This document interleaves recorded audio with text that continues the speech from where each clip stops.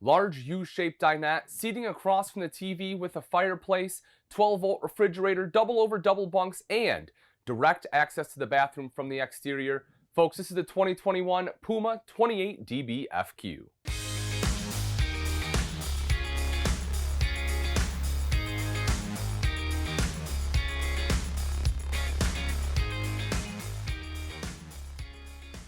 So if you're interested in a bunk model and you're not quite sure what to get, this might be a great option, folks. The big super slide really helps open up a lot of space. You get the U-dinette so everyone can sit around and have a meal together, plus it creates additional sleeping space. And of course, the fact that you have direct access to the bathroom from the exterior is a big win. That way, if the kids or yourself need to come in and use the bathroom, you can do so quickly and easily. But just because that part of it works, you need to make sure the rest of it works too. And part of that is going to be the kitchen. And I think they did a pretty good job here in the kitchen. There's some things that I really like. Part of it is the countertop itself. If you take a look at the countertop, they use like a thermoformed or thermofoil countertop where they basically heat press this cover to the wood.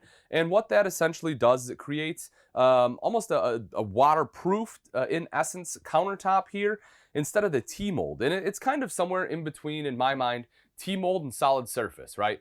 It's going to be better than T-mold. It's has a lot of better properties. It allows you to undermount the sink. It's going to be lighter weight than solid surface, but you know, it's not a true solid surface. Doesn't look quite as nice, but it is definitely an upgrade over T-mold. And again, it is lighter weight, which is why so many manufacturers are using this style of countertop. And it does look absolutely beautiful.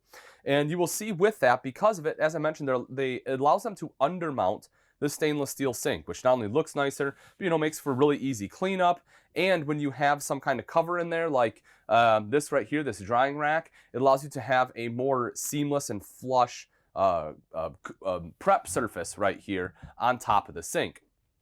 And then the faucet that they use is great too. It is a two-tone faucet, so you have like the brushed nickel with kind of like the dark oil rub bronze, which I think was kind of a good move because it kind of signifies the rest of the interior design choices that they have made. They have a lot of stainless in here. They also have oil rub bronze pulls. And so this faucet helps bring both of those in and make both of them work. So aesthetically, I think this was a really good choice, just again, to help bring in all those different design elements. For the countertop space itself, this I like, right? They brought it out a little bit further. They didn't have to. They could have cut it off right here, but they give you this. That way you do have a little bit of prep surface right here. You know, it might be slightly odd because it's kind of on the edge of all of it, but it is space you can use because otherwise, you know, if you notice here, you don't really have a lot. And so then you have to use the cooktop or the sink cover. And if you're using both of those at the same time, you know, you need actual countertop space, and that is where it'll be provided, is over on that side. You will also notice two sets of electrical outlets and plenty of space back here for a coffee maker. If you do want it here, you certainly can if you have a little bit smaller one, but you definitely have the space for it wherever you want to put it. Of course, a window behind the sink as well as the decorative backsplash all the way across the back. As I mentioned previously, the 3-burner cooktop is here. This does fold up and back just like so to open up those 3 burners, the front one being high output. The knobs do light up if you want that feature. And then when you drop this down, you can see there that you have the oven, and it is a pretty good size oven if you're one that does like to bake. You can see right there I flipped on some under counter lighting, so you do have that option there too. And then dropping down, you have a bank of 3 drawers. The first one I really like because this is where your flatware will go, obviously. They already have the dividers built in. The next ones are just open for whatever you want. And then right over here, you know, personally, I wish they wouldn't have put this shelf in. Just so I may have been able to fit a smaller trash can in there. Because of the angle, it might not have worked, which is probably why they did it. And, you know, because there's some other appliances back there and you have to contend with a P-trap. But, you know, I personally, that's where I prefer my trash can to go if given the option. Coming right around the back here, so you do have very large storage on this side, and so if you have big pots and pans, things like that, that may be a good spot for them to go.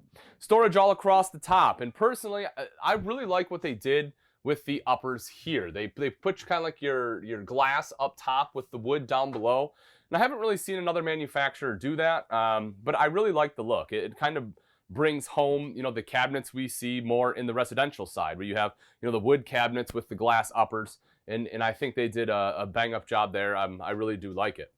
You will see the microwave over to the side with the hood underneath, and then coming in a little bit further, you get the Everchill 12-volt refrigerator. And I like this refrigerator as well. If you're not familiar with the 12-volt compressor driven, they cool down a lot quicker, so you don't have to have them on overnight. Runs a little bit more like your residential refrigerator because, again, it's compressor driven. And if you have, 2 deep cycle batteries and enough solar power, you can essentially run these nonstop just off your batteries. And just recharging that with the solar because they are a very low power output. So, a low power requirement, I should say. So I really do like having the 12 volt in there. I think that is an excellent option. If we take a look up the ceiling, a couple quick things I do want to point out. One is the LED light. Something else that I really like they did. They have 2 rows of LED lights in here, which really helps to brighten this space up. You walk in this, it doesn't feel, dingy in this main living space. There is one exception, which I'll talk about in a little bit, which for me was a fail on the manufacturer's behalf, but we'll get to that in a moment. But for the main living area, I think they did a great job. It does feel nice and bright in here. Also, your AC unit, I do want to hit on that real quick. Roof-mounted AC, quick dump option. Open that up, quickly cool this space off, close it off, and it will run to all of your ductwork. As for the entertainment center, that will be located here. That's where you'll mount the TV, all of your connections. Yes, oh my goodness, the manufacturer actually used HDMIs, something that is, obviously been out for a long, long time, and the industry is just now starting to adopt. But they are finally starting to use HDMI inputs, or outputs rather, because it will be coming from this multimedia center right here. Yeah, you can see you have the speakers on the side. This one is Bluetooth capable. You have an HDMI right up front. And if you take a look in the storage area, you'll also see that this one comes with a remote. You can see kind of the decorative, almost tile looking work along the tops and the side. You have a little mantle above the fireplace there. The fireplace itself is great. You can change the color. If you don't want blue, if you want orange, you can certainly change the color on there. More important is the fact that this is a space heater. So if it just starts to get a little bit chilly, you don't want to turn on the propane, or maybe you just want something a little bit extra here in the living area, you can turn that on. It's electric, so if you're running it off shore power, you essentially have free heat if you don't have to pay for electric at the post in your campsite. And not that that's going to heat the whole RV or anything, but it will do a pretty good job of taking the chill off just in this main seating space. One other thing I do want to mention is this one also is pre-wired for Wi-Fi. So if that is something you want, if you want to be connected while you're camping, it is pre-wired and you can have that installed. Right outside of the bathroom is your thermostat. This will control both the ducted heat as well as the ducted AC. And then stepping into the bathroom, as I mentioned, folks, there is a door directly in. So they do have a window in this door, and I know that a lot of people get freaked out about that, but as you can see, when we're looking at it, you can't see in or out. The only sole purpose of this is to let light into the bathroom. So during the day, it doesn't seem like a dark space with a bunch of shadows, because you might be getting ready in here, trying to put makeup on, and lighting makes a big difference. The more light they can let into the bathroom, the better, and so that's why that is there. Again, if you're still freaked out that there's a door here while you're doing your business, folks, there's a deadbolt, no one's coming in or out. Just make sure you unlock it so you can use it when you're done. But I do like it from the standpoint you can come in, do what you need to do without bringing dirt throughout the entire RV. This is a plastic bowl. I personally would have liked to have seen porcelain, just because it's a lot sturdier and it cleans up much easier. But, of course, plastic is a little bit less expensive, and, you're trying to keep the price down as much as you can in a lot of RVs. But my personal thoughts is at this price point, I would have liked to have seen a porcelain bowl. The shower itself, we'll take a look. So you have the tri-slide glass door, and again, you kind of have like the wave pattern on here almost. I personally prefer this over clear glass. Not because I care if my wife sees me in the shower, because it's nothing she hasn't seen before. But the bigger issue is that clear glass, in my experience, is really hard to keep clean, or at least make it look nice. With this, it's a little bit less maintenance, right? Because if there's a little bit of streaking on there and stuff, it doesn't show up nearly as much as when it's clear glass. When I take a step into the shower, plenty of space. I'm 6 foot tall. I have good headroom here. With the skylight, I can probably be 6'3"-ish, maybe 6'4", and not have to duck down. The thing I really like is I'm fairly broad-shouldered. I can stand sideways, and I still have a little bit of room on either side. And that's a big deal for me, because that means I can spin all the way around and comfortably shower in here. You also see there is a seat built in. And while I probably won't sit there, especially because the handle would be in my back, more importantly for me or for my wife or whomever is the fact you can put your leg up here, and if you need to do some shaving, you know, you have the ability to do that. Kind of Captain Morgan up here, just makes it a little bit easier to shave your legs or whatever else you need to shave while you are in here. Stepping out. Oh, okay. So I'd probably get out on the other side for exactly that reason, just because the toilet is here. And we can do that just like so. So the travel lock there, but this is probably obviously the way you'll want to get in and out. Anyway, over on the other side, mirrored medicine cabinet up top. Good place to store stuff right down below. Toothbrush holder. I use an electric toothbrush, so this probably wouldn't do a whole lot for me, but you know, the kids and stuff will work great. Little soap container there. You also have the electrical outlet, so if you need to charge anything, plug stuff in, you can do it. Space underneath, and then I do like this. They gave you a spot for the toilet paper holder, and it's actually a very functional place.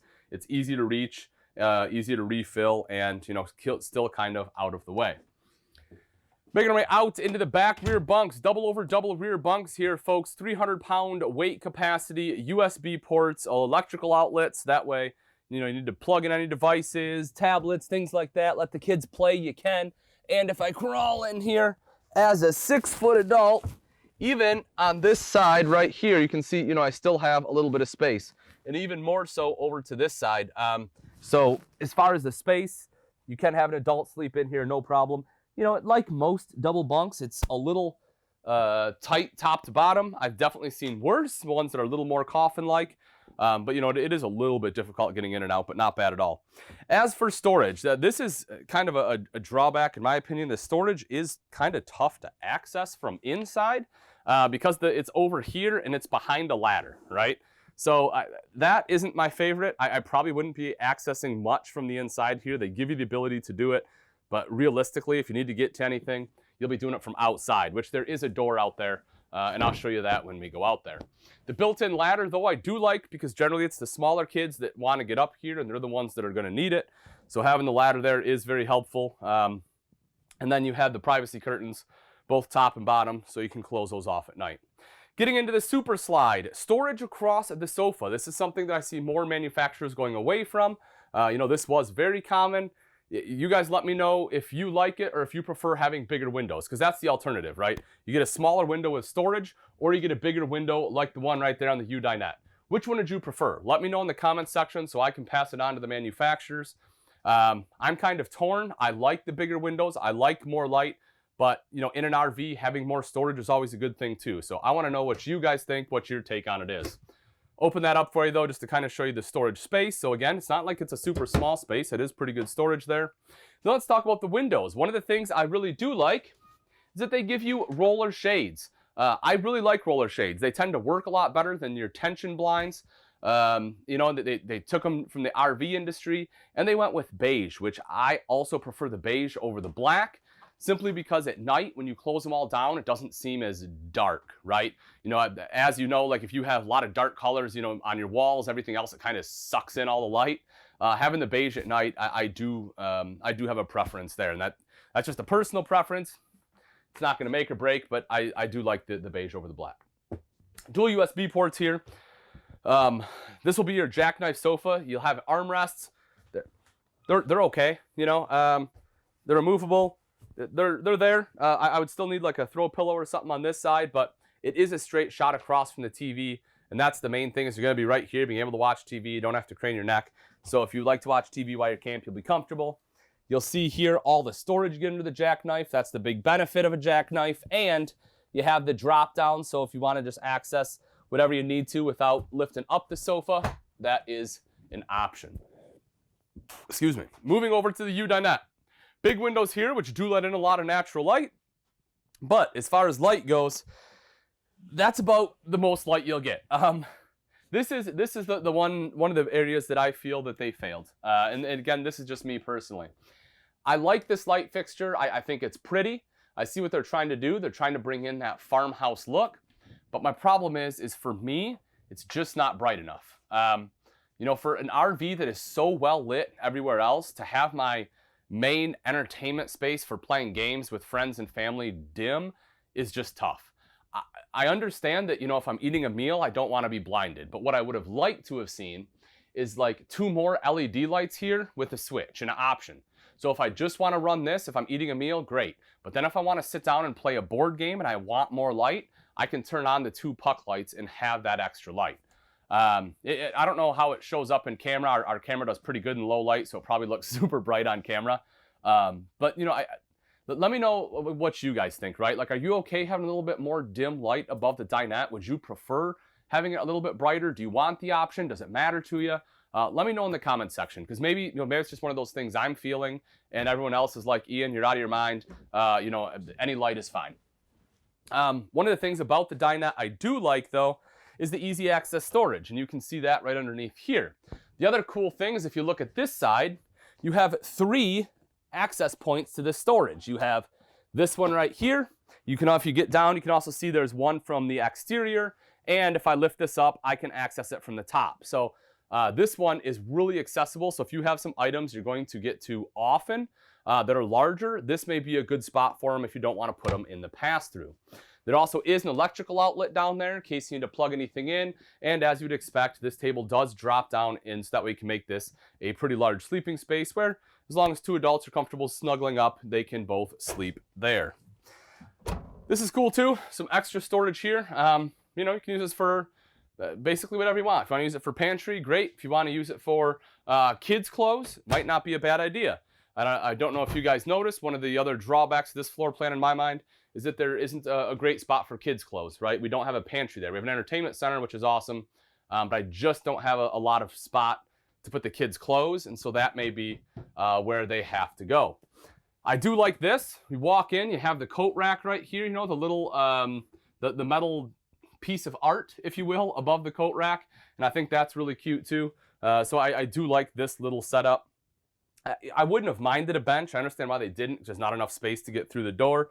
But I do like, some manufacturers will have coat racks with a bench there. That way you can sit down and put your shoes on, which the older I get, the more I appreciate. Moving into the bedroom here.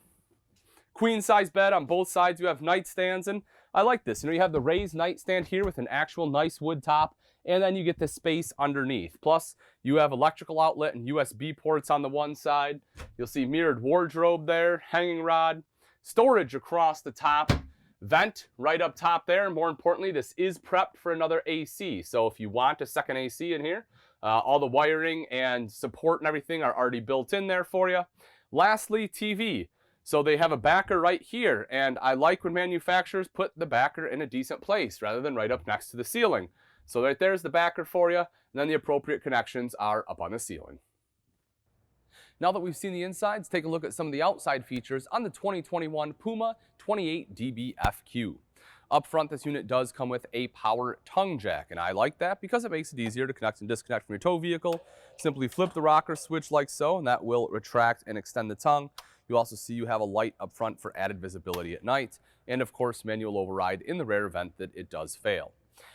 Behind that is your propane tank cover. You'll see they give you a 30-pound propane tank cover, meaning you can have 60 pounds of propane with 2 30-pound tanks. However, the manufacturer ships it with 2 20-pound tanks. So I just want you to be aware. I don't want you to feel like you've been deceived. It has 2 20-pound tanks, but it does give you the bigger cover so that way, if you do want to upgrade into the 30-pound tanks, you already have the cover there. Behind that, you will see rails for your battery, as well as diamond plating coming up the front. And then the very front end here is the smooth aluminum. I personally am not a huge fan of the throwback design here. You can see they went back to the kind of the days of old, established 1968, and you have a design that I feel is from the same year. It's not bad, right? If you like it, you like it. If you don't, you don't.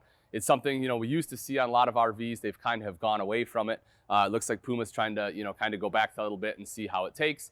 But it is, outside of the design, it is a nice front end. Having the smooth aluminum on there does look a lot nicer compared to having a ribbed front. And it also is much easier to clean, which, seeing as how the front is generally the dirtiest part of the RV from travel, I do like the fact it's easier to clean. On the side here is solar prep. Simply buy portable panels, plug it in right there. You can trickle charge your battery. Again, if you plan to do boondocking with that fridge, that is definitely something you'll want to invest some money into.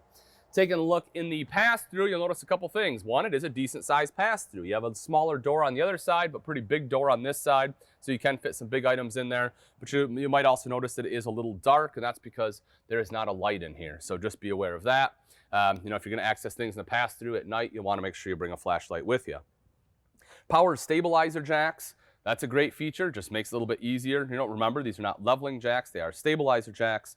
You have the one control up front for the front two, another control in the back for the rear two. Making our way back to the main entrance, solid step from Lippert. This is a great step system, an upgrade over your standard steps like we have in the back. It has aluminum treads, and just like the name implies, it is very solid. And because these steps extend further, they also give you the larger foldable grab handle, so you have that control from the very first step. The feet, of course, are adjustable to the campsite itself, and then this will give you the control when exiting the RV as well as entering. The power awning covers both doors, which is important. You'll see it also has the LED light strip on there, which is wonderful. A couple outside speakers. You'll notice those light up, which is pretty neat. And those are connected to that multimedia center inside. That unit is Bluetooth capable. Right here is your freshwater inlet. So if you're filling the fresh water tank, you don't have city water, that'll be the place to do it. Electric outlet right outside here. Nitrogen filled tires for whatever that's worth to you. They are Lion's Head tires, which are really nice because they have great warranty on it. You can see right here, they have a 5-year warranty, which is really impressive. And they do a great job of taking care of that warranty. I've talked to several customers with Lion's Head tires, and they just do a really good job of making sure you are taken care of, if you have any kind of issues with the tire itself. They're also easy lube axles, which do make maintenance a little bit easier. And I like this, big outside storage. It's something oftentimes you're lacking on a travel trailer. Usually you have your pass-through and that's it. So any other outside storage is just a big bonus. Black tank flush, that makes it easier, of course, to wash out your black tank. Instead of bringing the hose in the bathroom and sticking it down your toilet, you just hook it up right there. That black tank has sprayers that'll wash it out for you. Standard steps to get into the bathroom there. Of course, a little bit smaller grab handle. Propane quick connect, it does have one underneath, which is important. So if you need to hook up a grill, a griddle, anything like that, that's a place to do it. Just gives you a quick outside kitchen. You also see your square tubular bumper with an end cap. That way you can slide your sewer hose in there so it's not rolling around with everything up front. Mounted to that is your spare tire with the cover. Now the cover will help protect it from UV rays so that if you ever do need to use it, it will be in good condition. And of course, right back here on the bumper is probably the easiest place to access it. If we take a look, you'll also see this one has 50 amp power cord. Now, as we saw inside, this one was prepped for a second AC, and if you plan to use that second AC, you will definitely need the 50 amp, and that's why it comes with it.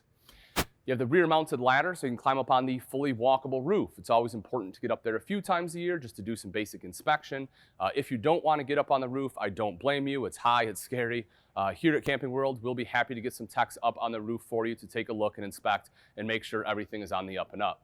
You'll also see right in the center is backup camera prep. So if you want that backup camera, having the prep makes it a little bit easier to install. It's already pre-wired, which means it'll save you some money on labor. Coming around to the off-camp side, we have storage. Again, we talked about how storage is at a premium. One of the big things about a bunk unit, when you have the campside bathroom and the off-camp side bunks, you will usually get storage underneath those bunks. And we showed you inside, it's a little tough to access, but right here, it is very easy to access anything you put underneath there. City water inlet will be located there. Right underneath is your outside shower with both hot and cold water access.